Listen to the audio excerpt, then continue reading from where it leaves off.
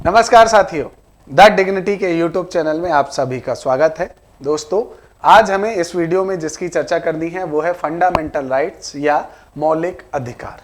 अगर आप इस चैनल में पहली बार आए हैं तो आप चैनल को सब्सक्राइब करना मत भूलिएगा और बेल नोटिफिकेशन जो आइकन है उसे प्रेस करना जरूर याद रखिएगा, क्योंकि जब आप बेल नोटिफिकेशन दबाते हैं तो उसके बाद हमारी क्लासेस कब कब अपडेट होती हैं, कब कब नया कंटेंट उपस्थित होता है वो आपको पता चल जाएगा। ठीक है, तो आज की क्लास को बिना किसी देरी के हम प्रारंभ करते हैं। आज हमें चर्चा करनी है मौलिक अधिकार की, है ना। अब अगर मौलिक अधिकार की बात की जाए दोस्तों, तो देखिए मौलिक अधिकार जो है वो संविधान के भाग 3 में है, संविधान के भाग 3 में, और अनुच्छेद 12 से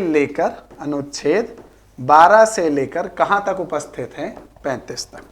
ठीक, कई बार छोटे एग्जामों में सीधे यही पूछ लिया जाता है कि मौलिक अधिकारों से जुड़ा हुआ भाग कौन सा है, तो याद रखना है वो भाग है 3। अनुच्छेद कहां से कहां तक है? अनुच्छेद है 12 से लेकर 35 तक। ठीक है, अब कहानी को हम आगे बढ़ाते हैं।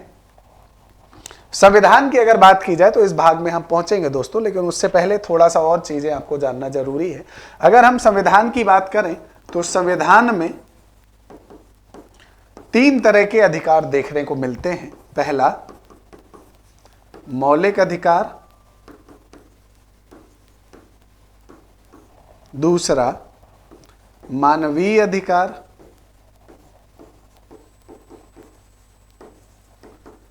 और तीसरा विधिक अधिकार। 3 तरह के अधिकार देखने को मिलते हैं संविधान में: मौलिक अधिकार, मानवीय अधिकार और विधिक अधिकार। Fundamental rights, human rights and legal rights. ठीक है, अब मौलिक अधिकार की बात की जाए तो मौलिक अधिकार प्रदान कौन करता है? संविधान। हर देश का संविधान जो है, या हर देश की वो प्रमुख कानूनी किताब जिससे उस देश का प्रशासन चलता है, उस प्रशासन की कानूनी किताब में अधिकार दिए जाते हैं अपनी जनता को, है ना। अपनी जनता को जो अधिकार दिए जाते हैं संविधान द्वारा, उन्हें कहा जाता है मौलिक अधिकार। तो देने वाला कौन है? संविधान है, और दिया किसको जाता है? जनता को। अब कई बार होता है कि संविधान जो है वो देश की जनता के साथ साथ विदेशियों को भी कुछ अधिकार देता है। जैसे भारत के संविधान की बात की जाए तो भारत का संविधान अनुच्छेद 14 जो है वो भारतीय और विदेशी दोनों को प्राप्त है ना। आगे हम चर्चा करेंगे। तो ये निर्भर करता है देश पर, देश के विचार पर, कि वो मौलिक अधिकार स्वयं के नागरिक और विदेशियों को भी देना चाहता है या नहीं। लेकिन सिंपल बात है, मौलिक अधिकार संविधान देता है और देश की जनता को देता है। इन अधिकारों को उस देश की जो सरकार है, सरकार रोक सकती है, परंतु लेकिन ना तो समाप्त कर सकती है और ना ही बदल सकती। ये 2 चीजें जो हैं वो नहीं कर सकती। कौन कौन सी? ना तो समाप्त कर सकती है, ना बदल सकती है। हाँ, परिस्थिति अनुसार रोक सकती है, और रोकने की कंडीशन भी जो है वो संविधान में दी होती हैं, जैसे हम अभी अपने संविधान में देखेंगे। ठीक है, तो मौलिक अधिकार देता संविधान है, जनता को दिया जाता है। सरकार उसे रोक सकती है परिस्थितिवश, लेकिन ना तो समाप्त कर सकती है और ना ही बदल सकती है। ठीक है, इसके बाद दूसरा मानवीय अधिकार देता कौन है? प्रकृति। प्रकृति मतलब नेचर। क्यों देती है? क्योंकि आपका और हमारा जन्म किसकी तरह हुआ है? मनुष्य की तरह हुआ है, और इसीलिए जो है प्रकृति हमें अधिकार देती है कि भाई आप अपना जीवन चलाने के लिए आपको जो जो चीजें चाहिए वो मैं आपको अधिकार के रूप में दे रही हूं। जैसे सांस लेने के लिए हवा, खाने के लिए खेती, है ना, भूमि, उर्वरक, पीने के लिए साफ पानी, ये सब मनुष्य के लिए जरूरी है। अगर नहीं मिलेगा तो मर जाएगा, है ना। तो ये सब अधिकार के रूप में कौन देता है? प्रकृति देती है, और ये पूरे विश्व में सभी के लिए उपस्थित। पूरे विश्व में, चाहे आप पाकिस्तान में पैदा हो, चाहे भारत में पैदा हो, चाहे ऑस्ट्रेलिया में पैदा हो, चाहे अमेरिका में पैदा हो, चाहे न्यूजीलैंड में पैदा हो, क्योंकि मानव के रूप में पैदा हो रहे हैं तो आपके पास ये अधिकार स्वतः होंगे, क्योंकि आप मनुष्य के रूप में हैं। कोई भी सरकार ना तो इन्हें रोक सकती है ना, इन्हें रोका भी नहीं जा सकता, ना तो समाप्त किया जा सकता और ना ही बदला जा सकता। क्यों? क्योंकि आप किसी से ये नहीं कह सकते कि भाई तुम जो है 8 घंटे के लिए ऑक्सीजन लेना बंद कर दो। संभव है क्या? क्या आप उसे बदल सकते हो कि ऑक्सीजन की जगह CO2 लेना लगे, है ना? मतलब जो वो श्वसन करता है या जो सांस लेता है उसमें वो CO2 नहीं ले सकता। या आप किसी से ये कह सकते हो कि भाई CO2 की जगह नाइट्रोजन ले ले या O2 की जगह नाइट्रोजन ले ले सॉरी। तो ये संभव नहीं है ना? तो मानवीय अधिकार जो है वो पूरे विश्व की जनता को मिलते हैं, एक समान होते हैं, प्रकृति देती है, सरकार ना तो रोक सकती है, ना समाप्त कर सकती है, ना बदल सकती है। ठीक है। तीसरे थर्ड जो अधिकार हैं वो कैसे होते हैं? विधिक अधिकार, लीगल अधिकार, है ना? इन्हें देता कौन है? इन्हें दिया जाता है देश की सरकारों के द्वारा। समय समय पर जो सरकारें आती हैं वो आपके विधिक अधिकार को देती हैं, समय समय पर देती हैं। ये हर देश में, हर सरकार में अलग अलग होते हैं, है ना? हर सरकार में, हर देश में अलग अलग होते हैं, बदल दिए जाते हैं। ठीक है। सरकारें अपने हिसाब से अधिकारों को पलटती रहती हैं। हाँ, इन्हें सरकार रोक भी सकती है, समाप्त भी कर सकती है और बदल भी सकती है। उदाहरण के लिए भाई अगर विधिक अधिकार की बात की जाए, संपत्ति का अधिकार, वोट देने का अधिकार, शादी करने का अधिकार, गाड़ी चलाने का अधिकार, लीकर या शराब सेवन का अधिकार, ये सब आपके विधिक अधिकार है, लीगल राइट, है ना? भाई सरकार पहले जो है कहती थी कि शादी की उम्र पुरुष के लिए 21 वर्ष, महिला के लिए 18 वर्ष थी। अब दोनों के लिए 21-21 कर दी तो बदलाव हुआ ना। और जो 19 वाले थे पहले उनका अधिकार था, लेकिन अब 19 वाली महिलाओं का अधिकार समाप्त हो गया। तो बिल्कुल सरकार जो है विधिक अधिकारों को, सरकारें जो है अलग अलग होती हैं, सरकारें आती हैं, बदल देती हैं, अपने हिसाब से मॉडिफाई कर देती हैं। तो इन्हें रोका भी जा सकता है, समाप्त भी किया जा सकता है और बदला भी जा सकता है। ठीक है, क्लियर है यहां तक? चलिए अब हम आगे बढ़ते हैं। ठीक है, इसके बाद हम नेक्स्ट स्लाइड ही ले लेते हैं ताकि देखने में आसानी रहेगी। तो ये तो हो गया एक संक्षिप्त परिचय मौलिक अधिकार, मानवीय अधिकार और विधिक अधिकार का। ठीक है, अब हम बात करते हैं भाग 3 की, है ना?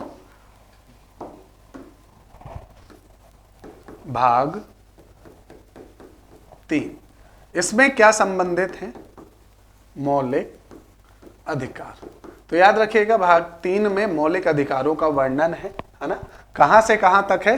अनुच्छेद 12 से 35, 12 से लेकर 35 तक। ठीक है, अब मौलिक अधिकारों की कुछ विशेषताएं हैं जो आपको जानना जरूरी है।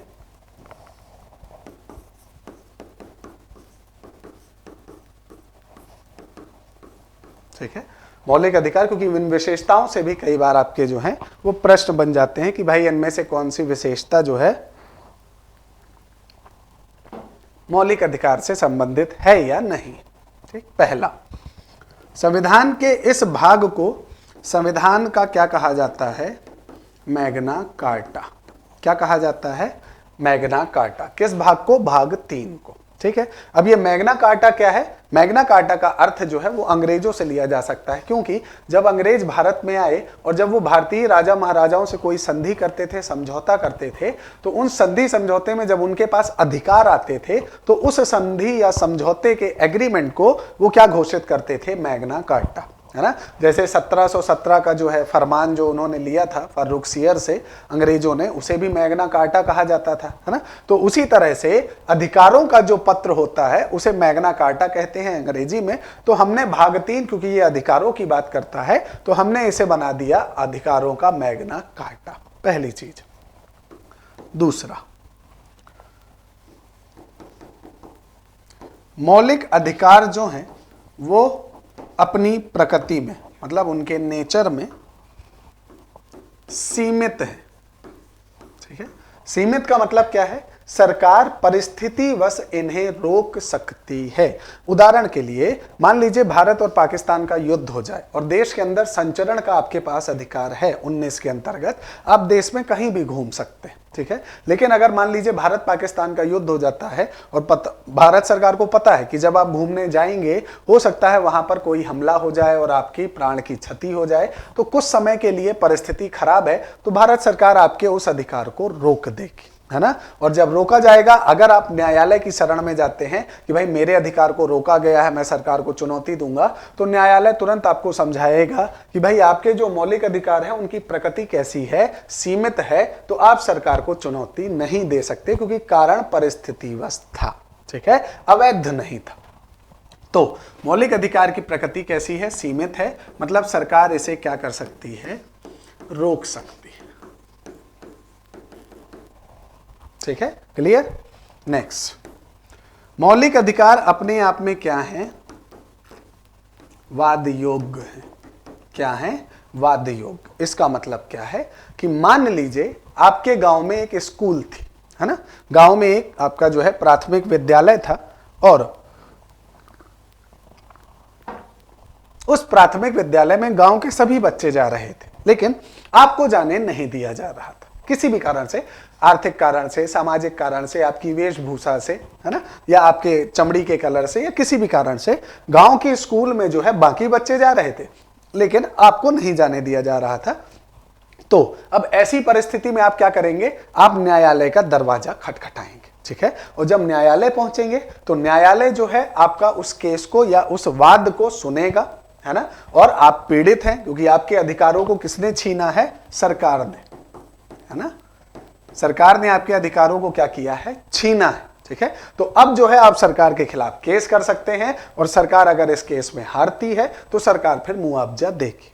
बात समझ में आई, है ना। तो वाद योग्य मतलब कि जब भी आपके अधिकार छीने जाएं, आप सरकार को घसीट कर कहां ले जा सकते हैं, न्यायालय में। नेक्स्ट, प्रवर्तनीय है, एनफोर्सेबल है, ठीक है, प्रवर्तनीय है।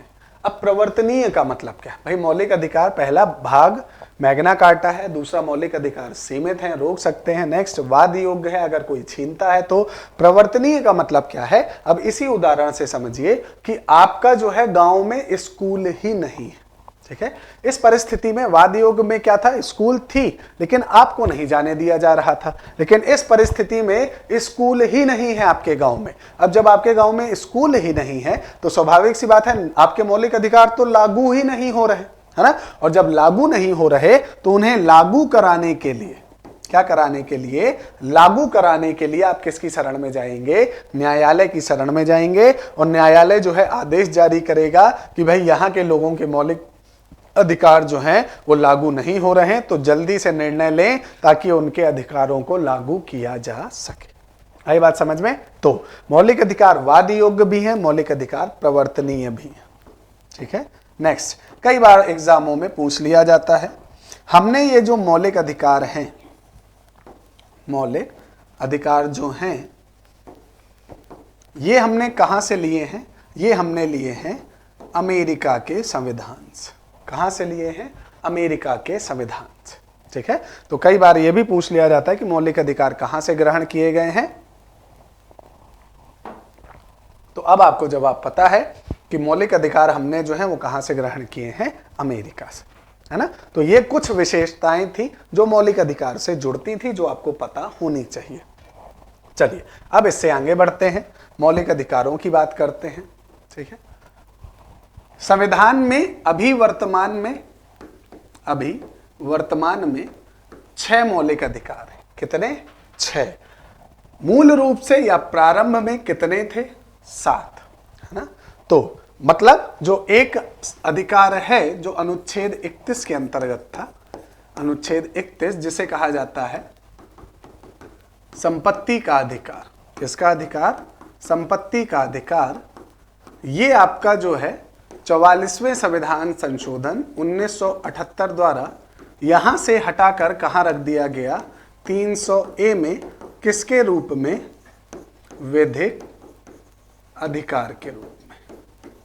किसके रूप में, विधिक अधिकार के रूप में, ठीक है। संपत्ति का अधिकार 44वें संविधान संशोधन 1978 द्वारा हटाया गया, मौलिक अधिकार से अनुच्छेद 31 से हटाया गया, कहां रखा गया, 44वें संविधान संशोधन 1978 द्वारा 300A में या 300 का अनुच्छेद में किसके रूप में बना दिया गया, विधिक अधिकार के रूप में। किसके रूप में बनाया गया, विधिक अधिकार के रूप में बनाया गया। अब अंतर क्या है, भाई मौलिक अधिकार को छीन नहीं सकते थे क्योंकि केस हो सकता था, अभी मैंने बताया विशेषताओं में, है ना।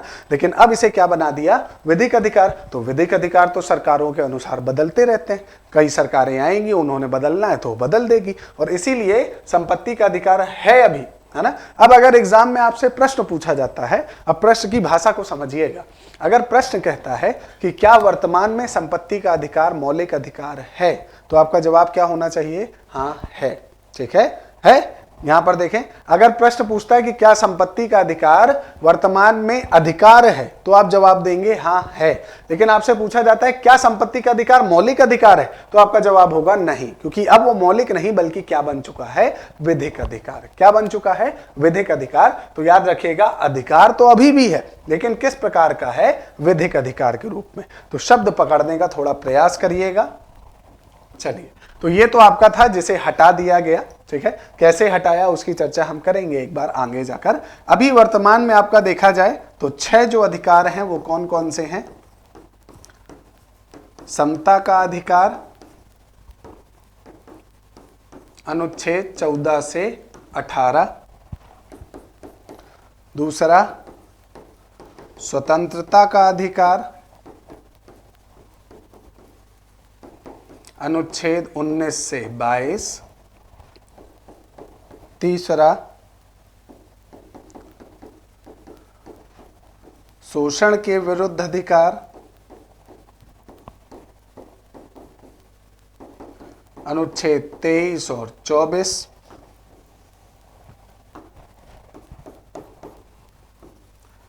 धर्म संबंधी अधिकार,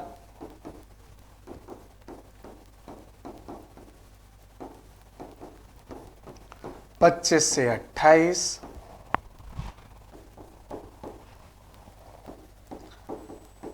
अल्पसंख्यक का संस्कृति संबंधी अधिकार, 29 और 30। और अंतिम आपका अधिकार है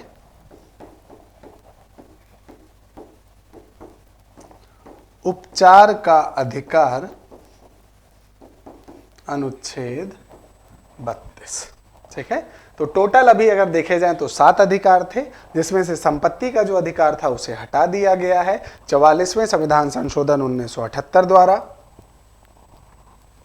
वर्तमान में संख्या सिर्फ 6 बची है, और वो 6 कौन कौन सी है, समता का अधिकार या समानता भी कह सकते हैं, राइट टू इक्वलिटी। दूसरा, स्वतंत्रता का अधिकार, राइट टू फ्रीडम, समता जो 14 से 18 है, स्वतंत्रता जो 19 से 22 है।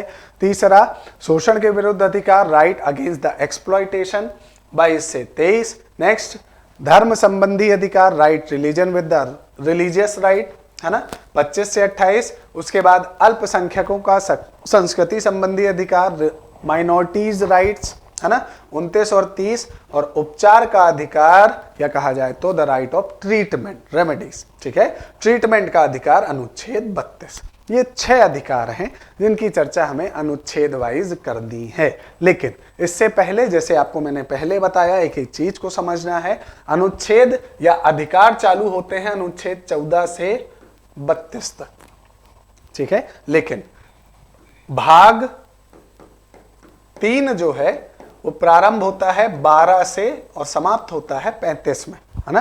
तो 12 और 13 भी बचे हैं जो इस भाग के हिस्से हैं, लेकिन मौलिक अधिकार से संबंधित नहीं, ठीक है। तो आपको अगर प्रश्न पूछा जाए कि भाग 3 कहां से प्रारंभ होता है, तो अनुच्छेद 12 से 35 तक। प्रश्न पूछता है मौलिक अधिकार कहां से प्रारंभ होते हैं, 14 से 32 तक। तो प्रश्नों की भाषा को समझना है, याद रखिएगा, ठीक है। तो जो 12 और 13 हैं, एक बार हम उनको देख लेते हैं।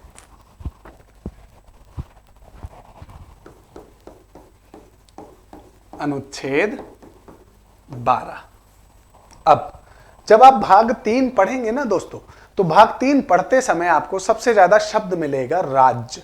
कहीं पर नहीं मिलेगा केंद्र सरकार, राज्य सरकार और या अन्य किसी का, या राष्ट्रपति या लोकसभा या राज्यसभा या राज्यपाल, कुछ भी ऐसा नाम नहीं मिलेगा। हर जगह पर मिलेगा राज्य। राज्य ये कर सकता है, राज्य ये नहीं कर सकता है, राज्य को ऐसा करना चाहिए, राज्य की ये सीमा है। तो हर जगह शब्द मिल रहा है स्टेट या राज्य। अब वो राज्य का मतलब क्या, राजस्थान राज्य से है या मध्य प्रदेश राज्य से है या भारत के जो 28 राज्य हैं उनसे है, है, या फिर जो केंद्र शासित राज्य हैं उनसे है। तो भाई हम राज्य तो राज्यों को कहते हैं, तो यहां पर इस राज्य का मतलब क्या है, उस राज्य की परिभाषा किसमें दी गई है, अनुच्छेद 12 में। ठीक है, इस अनुच्छेद 12 में कहा गया है कि इस राज्य शब्द में शामिल होंगे सबसे पहला केंद्र सरकार, ब्रैकेट में। अब केंद्र सरकार में कौन कौन आता है, राष्ट्रपति, राज्यसभा, लोकसभा।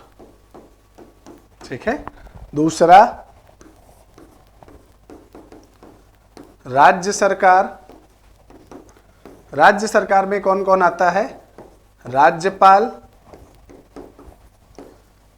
विधान परिषद और विधान सभा, है ना, विधान परिषद और विधान सभा। स्थानीय सरकार, स्थानीय सरकार में कौन आता है, पंचायत और नगर निगम। एक बार कमेंट करके जरूर बताइएगा कि सारी चीजें क्लियर चल रही हैं या नहीं, है ना, समझ में आ रहा है या नहीं। और नोट्स प्रॉपर बनाते चलिएगा, क्योंकि पॉलिटी एक ऐसा सब्जेक्ट है जो याद तब होती है जब आपके पास लिखित हो, है ना। तो क्योंकि बहुत सारी चीजें बीच बीच में आती रहती हैं, तो वो सब कुछ लिखित रूप में होनी चाहिए। तो केंद्र सरकार, राष्ट्रपति, राज्यसभा, लोकसभा। राज्य सरकार राष्ट्रपति की जैसे राज्यपाल, राज्यसभा की जैसे विधान परिषद, लोकसभा की जैसे विधानसभा। ठीक है, स्थानीय सरकार पंचायत और नगर निगम। इसके बाद अन्य सभी कंपनियां, ठीक है, जो या तो भारत सरकार के अधीन है या राज्य सरकार के अधीन है और सरकार के पास या तो 51% है या उससे ज्यादा है, जैसे NTPC, NHPC, Coal India Limited, NHAI, National Highway Authority of India, railway, BSNL, राज्य की बात की जाए तो राज्य परिवहन निगम, राज्य उद्योग निगम। तो ये जितने भी आपके संस्थान हैं जिनमें या तो भारत सरकार का मालिकाना हक है या फिर राज्य सरकार का मालिकाना हक है, 51% से ज्यादा, है ना, तो वो सब किस शब्द के अंतर्गत आएंगे, राज्य शब्द के। अब आपके दिमाग में आएगा सर जियो भी आएगा क्या, है ना, या एयरटेल भी आएगा क्या, या टाटा भी आएगा क्या। ठीक है, तो अब आप स्वयं से सोचिए, टाटा और जियो जो है क्या वो भारत सरकार की है, नहीं। तो जब वो भारत सरकार की नहीं है, व्यक्तिगत या प्राइवेट व्यक्ति की है, तो फिर वो यहां कैसे आ सकती है, संभव ही नहीं है। ठीक है, और इसीलिए एकदम दिमाग क्लियर रखिएगा कि वो सभी कंपनियां जिसमें या तो 51% या उससे ज्यादा है, वही कंपनियां किसमें आएंगी, राज्य शब्द की परिभाषा में। तो बिल्कुल भी डाउट दिमाग में नहीं रखना है। ठीक, तो जियो, टाटा, एयरटेल, वोडाफोन, है ना, ये सब राज्य शब्द में शामिल नहीं है। क्लियर है यहां तक, है ना। आगे बढ़े इस अनुच्छेद से, अनुच्छेद 12 से 13 में पहुंचे। ठीक है, चलिए अनुच्छेद 13।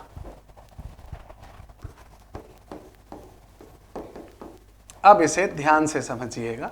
अनुच्छेद 13 कहता है कोई भी विधि,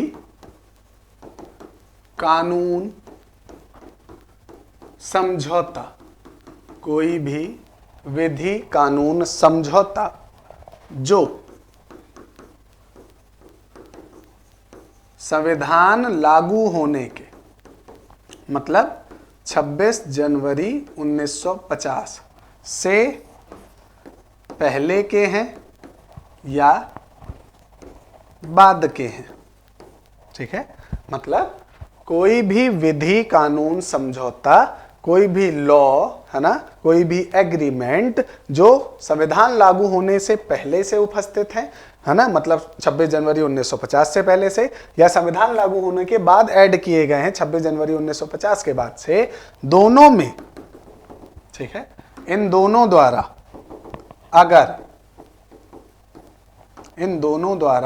अगर मौलिक अधिकारों को या तो कम किया जाता है या समाप्त किया जाता है, क्या किया जाता है, या तो कम किया जाता है या समाप्त किया जाता है, तो उस कानून का वह भाग, ठीक है, अगर पूरा का पूरा कानून आपका जो है प्रभावित कर रहा है तो पूरा कानून, या उसका कोई भाग कर रहा है तो वह भाग अनुच्छेद 32 या अनुच्छेद 226 द्वारा, ठीक है, अनुच्छेद 32 सुप्रीम कोर्ट द्वारा, अनुच्छेद 226 हाई कोर्ट द्वारा क्या घोषित कर दिया जाएगा? असंवैधानिक। क्या घोषित कर दिया जाएगा? असंवैधानिक। ठीक है, तो कोई भी ऐसा विधि, कानून, समझौता जो या तो संविधान लागू होने से पहले का है, मतलब 26 जनवरी 1950 से पहले का, या संविधान लागू होने के बाद का है, 26 जनवरी 1950 के बाद का, है ना, अगर मौलिक अधिकारों को कम कर रहा है या समाप्त कर रहा है तो आपका उस कानून का वह भाग, ठीक है, अनुच्छेद 32 द्वारा अगर पूरा कानून प्रभावित कर रहा है तो पूरा कानून, अगर छोटा सा उसका कोई भाग प्रभावित कर रहा है तो छोटा सा भाग असंवैधानिक घोषित होगा। किसके द्वारा? अनुच्छेद 32 के द्वारा और अनुच्छेद 226 के द्वारा। ठीक है, अनुच्छेद 32 का प्रयोग कौन करेगा? माननीय सर्वोच्च न्यायालय। अनुच्छेद 226 का प्रयोग कौन करेगा? माननीय उच्च न्यायालय। बात समझ में आई? यहां तक कोई समस्या है ना? अब इसका आपको लगेगा सर एक उदाहरण दीजिए और अच्छे समझ में आ जाएगा, तो अब उदाहरण से समझिए। मुस्लिम समाज में जो मुस्लिम पर्सनल लॉ है, ठीक है, मुस्लिम पर्सनल लॉ मतलब एक ऐसा कानून जिससे शादी, तलाक, संपत्ति, बच्चे को गोद लेना, इन सारी चीजों के नियम कानून लिखे। हर धर्म में है, हिंदू धर्म का भी है, ईसाई का भी है, आपका पारसियों का भी है, मुस्लिम का भी है ना? तो मुस्लिम पर्सनल लॉ जो है 1937 का बना है। इसका मतलब कब का है? 26 जनवरी 1950 से पहले का। ठीक है, अब मुस्लिम पर्सनल लॉ में देखिए तलाक के 3 प्रकार हैं, तलाके हसन, तलाके अहसन और तलाके बिद्दत। ठीक है, तो मुस्लिम पर्सनल लॉ में 3 तरह के तलाक हैं, तलाके हसन, तलाके अहसन और तलाके बिद्दत। अब जो तलाके बिद्दत था ना दोस्तों, उस तलाके बिद्दत में आपका क्या दिया हुआ था कि अगर कोई पुरुष महिला को 3 बार तलाक तलाक तलाक बोल देता है, क्या बोल देता है? तलाक तलाक तलाक बोल देता है, तो वो तलाक मुकम्मल हो जाएगा। ठीक है, 2016 में मामला सर्वोच्च न्यायालय पहुंचा और सर्वोच्च न्यायालय से कहा गया कि सर आपका जो है अगर अनुच्छेद 14 के अंतर्गत भारत में कानून के सामने हर व्यक्ति समान है तो फिर मैं भी समान होना चाहिए, और अगर मैं भी समान हूं तो स्वाभाविक बात है फिर जैसे हिंदू धर्म में तलाक की प्रक्रिया है उसी तरह की तलाक प्रक्रिया मेरे साथ भी होनी चाहिए। ये कैसी तलाक प्रक्रिया है कि 3 बार बोला तलाक तलाक तलाक और छुट्टी, है ना? और इस कारण से सर्वोच्च न्यायालय ने उस 3 तलाक को मुस्लिम पर्सनल लॉ से क्या कर दिया? असंवैधानिक घोषित कर दिया। अब यहां पर समझने की बात है आपके लिए सबसे ज्यादा कि देखिए पूरा का पूरा जो मुस्लिम पर्सनल लॉ है उसे असंवैधानिक घोषित नहीं किया, उसका जो एक प्रथा थी जो तलाके बिद्दत थी, उस तलाके बिद्दत में जो ट्रिपल तलाक था उसे असंवैधानिक घोषित किया गया। ठीक, अगर पूरा का पूरा पर्सनल लॉ आपका जो है मौलिक अधिकारों के खिलाफ जाता तो पूरा पर्सनल लॉ हटा दिया जाता, लेकिन यहां पर जा कौन रहा है? सिर्फ और सिर्फ तलाके बिद्दत, और इसीलिए अनुच्छेद 32 का प्रयोग करते हुए माननीय सर्वोच्च न्यायालय ने सिर्फ तलाके बिद्दत की ट्रिपल तलाक की प्रक्रिया को क्या कर दिया? समाप्त कर दिया। ठीक है, और इसे ही कहा जाता है न्यायिक समीक्षा की शक्ति। ठीक है, किसकी शक्ति? जुडिशियल रिव्यू की पावर। ठीक है, वो कौन देता है? अनुच्छेद 13 देता है। 32 सर्वोच्च न्यायालय के अंतर्गत परिभाषा है और 326 उच्च न्यायालय की शक्ति। ठीक है, लेकिन मौलिक अधिकार में प्रवेश करने का अधिकार कौन सा है? अनुच्छेद 13। तो उम्मीद कर रहा हूं कि अनुच्छेद 13 पूरी तरह से आप सभी को समझ में आ गया होगा, 1% का भी डाउट नहीं। ठीक है, तो आज के लिए इतना ही। अगली वीडियो में हम आपका जो मौलिक अधिकार हैं अब उनकी चर्चा प्रारंभ करेंगे, है ना? एक बार आप रिवाइज कर लीजिए कि हमने क्या क्या देखा है। ठीक है भाई, सबसे पहले तो आप देखें कि हमने जो है बात की संविधान की विशेषताओं की, है ना, कि भाई संविधान जो है वो मौलिक अधिकार भाग 3 है अनुच्छेद 12 से 35 तक है। मैग्ना कार्टा कहा जाता है। मौलिक अधिकार सीमित प्रकृति के हैं, मतलब रुक सकते हैं। वाद योग्य है, मतलब छीने जाने पर न्यायालय जा सकते हैं। प्रवर्तनीय है, मतलब अगर लागू नहीं हो रहे तो लागू हो सकते हैं। लिया हमने कहाँ से है? अमेरिका से। ठीक है, अब इसके बाद देखा जाए तो मौलिक अधिकारों में आपका जो है वर्तमान में 6 हैं, मूल रूप से 7 थे। अनुच्छेद 31 में जो संपत्ति का अधिकार था उसे 44वें संविधान संशोधन 1978 द्वारा विधिक अधिकार के रूप में बदल दिया 300A में। वर्तमान में कौन कौन से अधिकार हैं? समता का अधिकार 14 से 18, स्वतंत्रता का अधिकार 19 से 22, शोषण के विरुद्ध अधिकार 23 से 24, धर्म संबंधी अधिकार 25 से 28, अल्पसंख्यक अधिकार 29-30 और उपचार का अधिकार 32। ठीक है, लेकिन भाग 3 में अनुच्छेद 12 से 35 तक है, तो स्वाभाविक बात है 12 और 13 क्या है? तो वही अब अनुच्छेद 12 के अंतर्गत राज्य की परिभाषा है। और राज्य में कौन कौन है? केंद्र सरकार, राष्ट्रपति, राज्यसभा, लोकसभा, राज्य सरकार, राज्यपाल, विधान परिषद, विधानसभा, स्थानीय सरकार, पंचायत, नगर निगम, कंपनी भारत सरकार की या राज्य सरकार की जिसमें मालिकाना हक 50 या उससे ज्यादा है, 51% से ज्यादा है। ठीक, नेक्स्ट हमने देखा कि भाई अनुच्छेद 13 क्या है? 13 कहता है कोई भी विधि, कानून, समझौता जो संविधान लागू होने के पहले से था या बाद में अगर मौलिक अधिकारों को कम या समाप्त करता है तो जितना उसका भाग समाप्त कर रहा है उसे सुप्रीम कोर्ट अनुच्छेद 32 के द्वारा या हाई कोर्ट अनुच्छेद 226 के द्वारा असंवैधानिक, अनकॉन्स्टिट्यूशनल घोषित कर सकता है। उदाहरण के लिए पर्सनल लॉ में लिखा हुआ तलाक बिद्दत जिसमें ट्रिपल तलाक था, उस ट्रिपल तलाक को हटाया गया, ना कि पूरे पर्सनल लॉ को। ठीक है, अब चलिए इसके आगे की चर्चा को हम अगली वीडियो में कंटिन्यू करेंगे। उम्मीद कर रहा हूं क्लासेस आपको समझ में आ रही हैं। नोटिफिकेशन या कमेंट सेक्शन में जरूर बताइएगा कि क्लासेस आपको कैसी लग रही हैं।